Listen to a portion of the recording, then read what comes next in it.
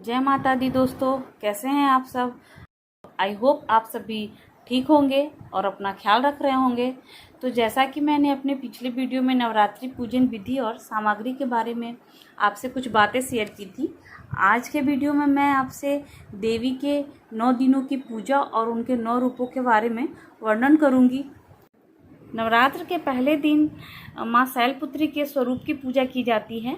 आदि शक्ति ने अपने इस रूप में शैलपुत्र हिमालय के घर जन्म लिया था, इसी कारण इनका नाम शैलपुत्री पड़ा। शैलपुत्री नंदी नाम के वृषभ पर सवार होती हैं और उनके दाहिने हाथ में त्रिशूल और बाएं हाथ में कमल का पुष्प होता है। माँ शैलपुत्री को लाल पुष्प काफ़ी पसंद है, इसलिए हमें उन्हें लाल पुष्प ही अर्पित करने चाहिए और उनको भोग में गाय के घी से बने हुए नैवेद्य ही अर्पित करने चाहिए। और माँ शैलपुत्री के पूजन अर्चना करने से आरोग्य का आशीर्वाद मिलता है और उनका मन एवं शरीर दोनों ही निरोग रहता है। ओम शैलपुत्री देव्या नमः। नवरात्रि के दूसरे दिन माँ ब्रह्मचारिणी के स्वरूप की पूजा की जाती है। भगवान शंकर को पति के रूप में प्राप्त करने के लिए घोर तपस्या की थी। इस कठिन तपस्या के कारण ही इस देवी को तपस्विनी अर्थात ब्रह्मचारिणी नाम से अभिवाजित किया जाता है। उन्हें त्याग और तपस्या की देवी माना जाता है। माँ ब्रह्मचारिणी के दाएं हाथ में अष्टदल की जपमाला और बाएं हाथ में कमंडल सुशोभित है। देवी के ब्रह्मचारिणी नाम में ही बहुत बड़ा अर्थ छिपा है।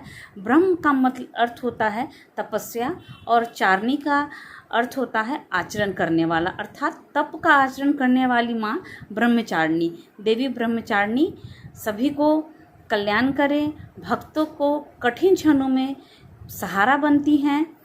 देवी ब्रह्मचारिणी की पूजा करने से लंबी आयु व सौभाग्य का वरदान प्रदान होता है। और माँ को हम भोग में मिश्री, चीनी और पंचामृत का भोग हमें लगाना चाहिए।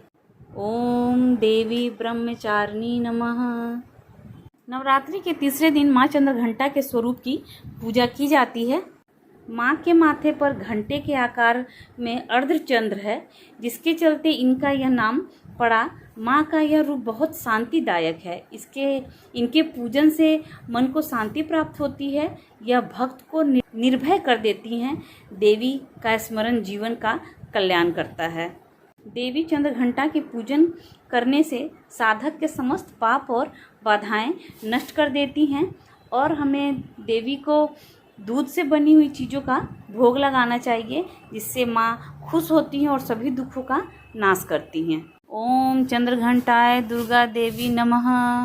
नवरात्रि के चौथे दिन माँ कुष्मांडा की पूजा की जाती है। माँ कुष्मांडा की प्रतिमा में 8 भुजाएं हैं, अतः यह अष्टभुजा देवी के नाम से भी विख्यात हैं।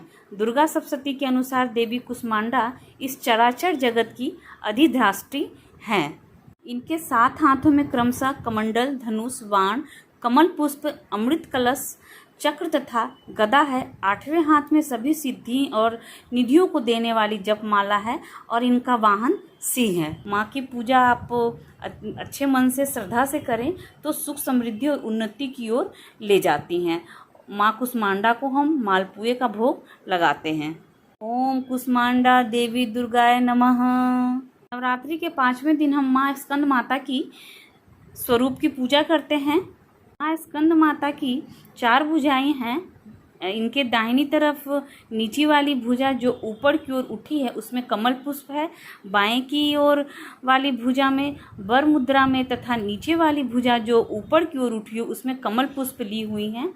इनका वर्ण पूर्णतः शुभ है। ये कमल के आसन पर विराजमान रहती हैं, इसी कारण इन्हें पद्मासन देवी भी कहा जाता है। सिंह भी इनका वाहन है। इनकी उपासना से भक्त की सारी इच्छाएं पूरी होती है और भक्त को मोक्ष मिलता है। माँ स्कंद माता को हमें केले का भोग लगाना चाहिए। ओम स्कंद माता देवी दुर्गाय नमः। नवरात्रि के 6ठे दिन हम माँ कात्यायनी देवी के स्वरूप की पूजा करते हैं।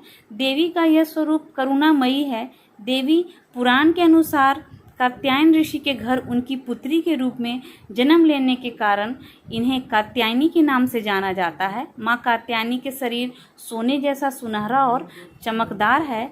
माँ 4 भुजाधारी हैं और सिंह पर सवार हैं। उनके एक हाथ में तलवार और दूसरे हस्त में कमल का पुष्प धारण किया हुआ है। अन्य 2 हाथ वर मुद्रा और अभय मुद्रा में है। उनकी उपासना भक्तों को बड़ी आसानी से अर्थ, धर्म, काम और मोक्ष चारों फलों की प्राप्ति होती है।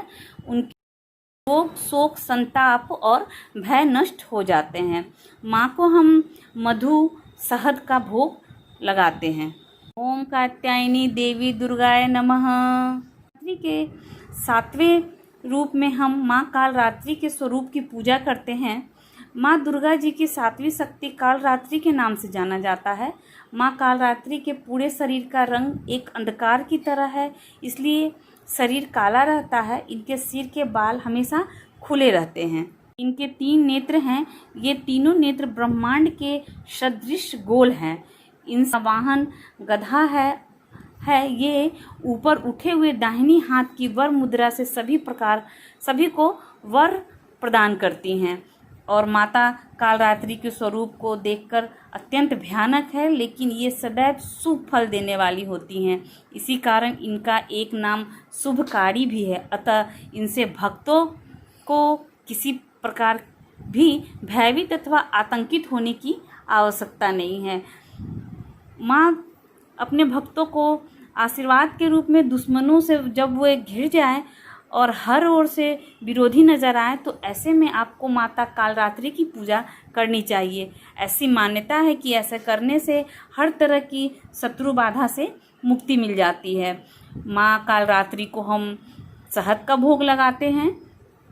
ओम कालरात्रि देवी दुर्गे नमः। नवरात्रि के 8वें दिन हम माँ महागौरी के स्वरूप की पूजा करते हैं। माँ का वर्ण पूर्णतः गौरवपूर्ण है। इसके नवरात्रि के 8वें दिन हम महागौरी की स्वरूप की पूजा करते हैं। महागौरी के वस्त्र तथा आभूषण आदि सफ़ेद हैं। इनकी 4 भुजाएं हैं तथा वाहन वृषभ है। माँ की मुद्रा अत्यंत शांत और ये अपने हाथों में डमरू, त्रिशूल धारण किए वर मुद्रा और अभय मुद्रा धारणी है। महागौरी को हम दूध से बने ही प्रसाद का भोग लगाते हैं और उनका आशीर्वाद पाने के लिए एक मंत्र है जिससे माँ अत्यंत प्रसन्न होती हैं और भक्तों की समस्त इच्छाओं को पूर्ण कर देती हैं। तो हम उस मंत्र को 108 बार जरूर जाप करेंगे।